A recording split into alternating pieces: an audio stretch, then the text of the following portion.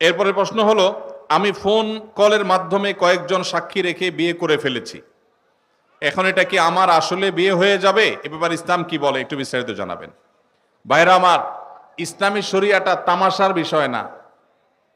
অনেক যুবক প্রশ্ন লেখে যে আমরা আল্লাহকে সাক্ষী রেখে দুজন বিয়ে করে ফেলেছি, আল্লাহকে সাক্ষী রেখে বিয়ে করে ফেলেছি।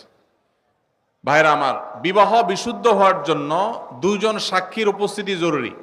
ফোনে বিবাহ বিশুদ্ধ হবে তখনই যখন ফোনের মাধ্যমে কোনো প্রতিনিধি নিযুক্ত করা হবে, সেই প্রতিনিধি ফোনে যিনি তাকে নিযুক্ত করেছেন তার পক্ষ থেকে বিবাহের প্রস্তাব বা সম্মতি দিবে, তখন ফোনে বিবাহ জায়েজ আছে।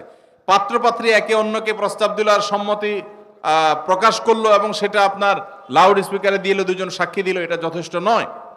অতএব ফোন কলে এভাবে বিবাহ হয় না। যদি এরকম করে থাকেন কেউ, সে বিবাহ বিশুদ্ধ হয়নি। এই ডিটেইল কারণে বলার সুযোগ আমার নাই, শুধু এটুকু বললাম যে ফোন কলে এভাবে বিবাহ বিশুদ্ধ হয় না।